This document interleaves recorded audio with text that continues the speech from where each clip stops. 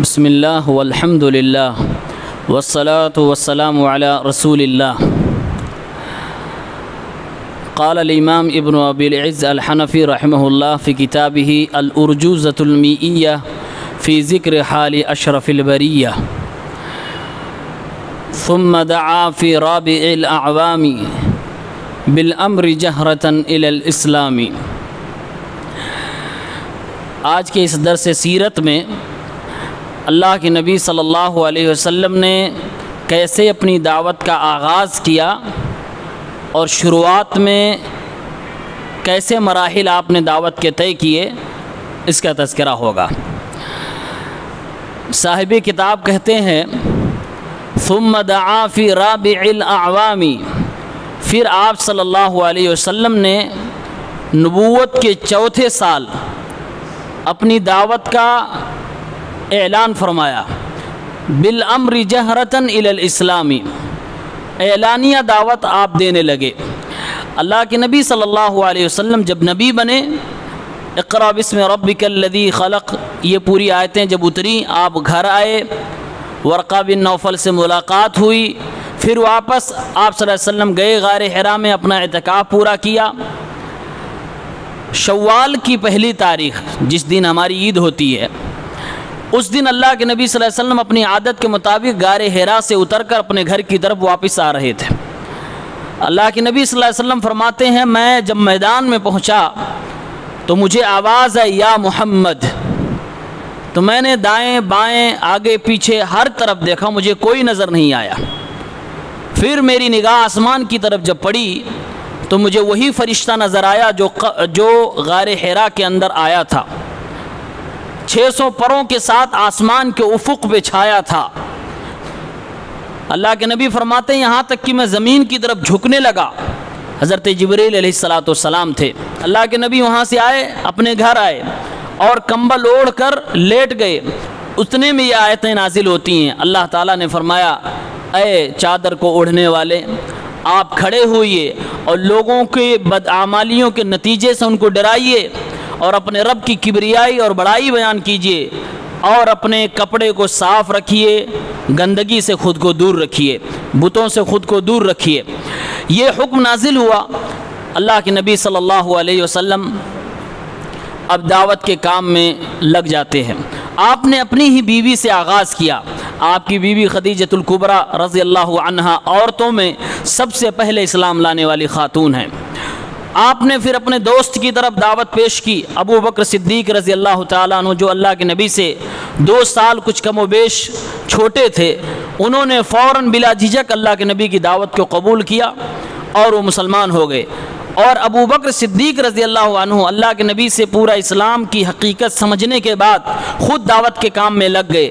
ابو بکر رضی اللہ عنہ کی محنت ہی سے حضرت عثمان ابن عفان بھی، زبیر ابن عوام بھی، عبد الرحمن ابن عوف، یہ بڑے بڑے کبار صحابہ ایمان لائے۔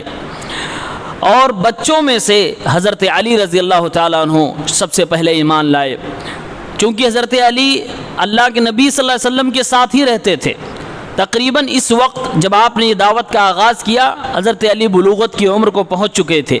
آپ نے دعوت قبول کی، اور غلاموں میں سے آپ صلی اللہ علیہ وسلم کے گھر میں آپ کے غلام جو حضرت خدیجہ نے آپ کے حوالے کیا تھا، زید ابن حارثہ رضی اللہ عنہ، انہوں نے اسلام قبول کیا۔ تو مردوں میں ابو بکر، عورتوں میں خدیجۃ الکبریٰ، بچوں میں حضرت علی، غلاموں میں زید ابن حارثہ، یہ سب لوگ اولین اسلام قبول کرنے والے لوگوں میں سے ہیں۔ اس طرح سے دعوت کا کام فردن فردن چلتا رہا۔ جو مناسب تھا کہ جس کے اندر کسی طرح کی سختی نہیں تھی، دعوت قبول کر سکتا تھا، امید تھی کچھ، اللہ کے نبی صلی اللہ علیہ وسلم اور آپ کے اوپر ایمان لانے والے یہ صحابہ محنت کرنے لگے۔ یہ دعوت کا کام اسی طرح سے چلتا رہا، یہاں تک کہ 3 سال گزر گئے۔ اور یہ خفیہ دعوت کا جو کام تھا، یہ اللہ رب العالمین کی طرف سے تھا، کیونکہ مکے میں جو ماحول تھا، وہ لوگ اپنی باتیں زبان سے کم تلوار سے زیادہ کیا کرتے تھے، بڑے اکھڑ مزاج کے تھے، بت پرست تھے۔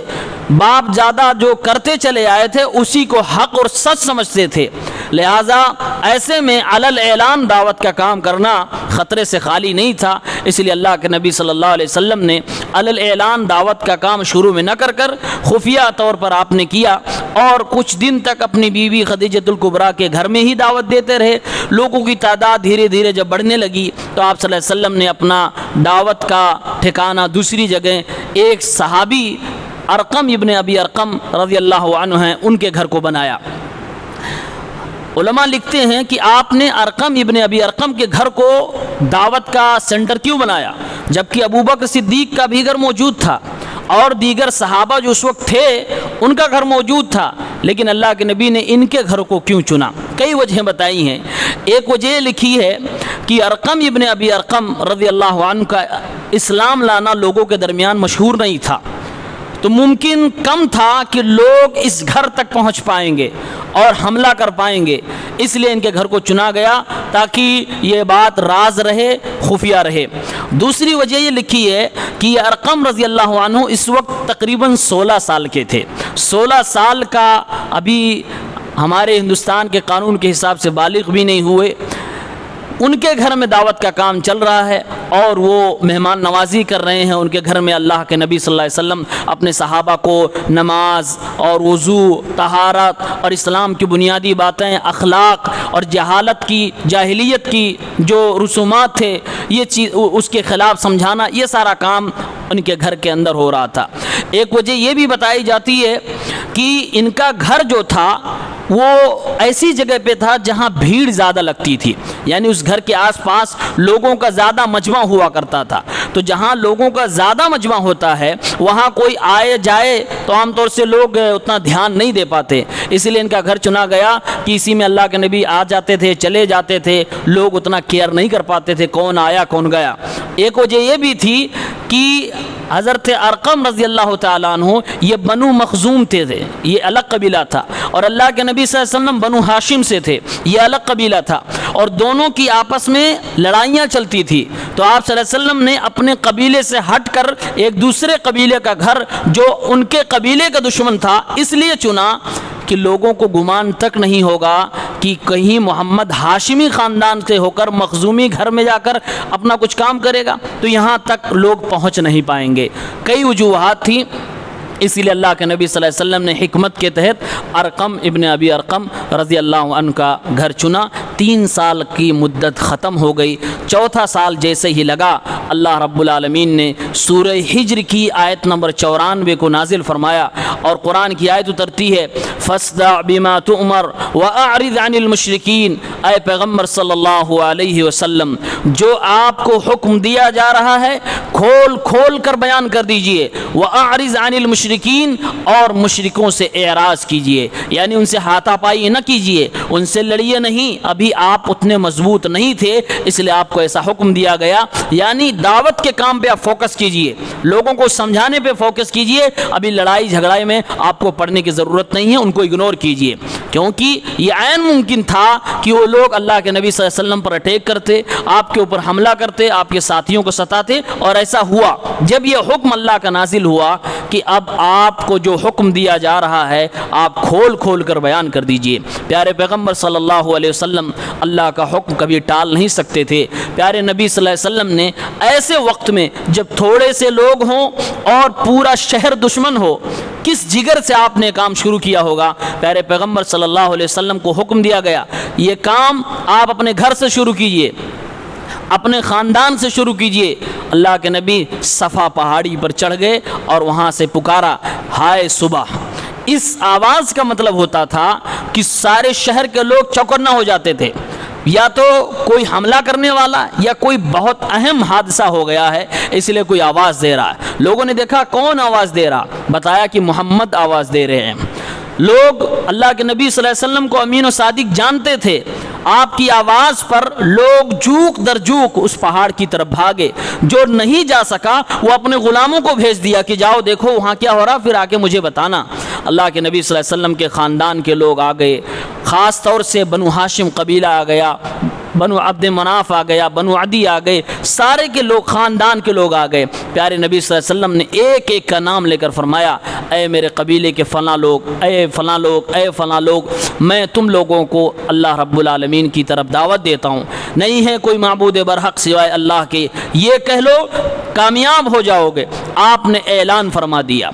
اس وقت لوگوں نے ریاکشن نہیں دیا, لوگ تعجب میں پڑ گئے, یہ کون سی بات کہہ رہا ہے. لیکن اس وقت ابو لہب نے بدتمیزی کی تھی اور اللہ کے نبی صلی اللہ علیہ وسلم کو غلیظ الفاظ استعمال کیے, کہا تیرا ناس ہو, کیا اسی لیے مجھے جمع کیا تھا؟ اس کے جواب میں تبت یدا ابی لہب یہ نازل ہوئی تھی. اللہ تعالیٰ نے پیارے نبی صلی اللہ علیہ وسلم کی شان میں کی گئی گستاخی کا جواب قرآن کریم کے اندر سورہ لہب کے نام سے نازل فرمایا.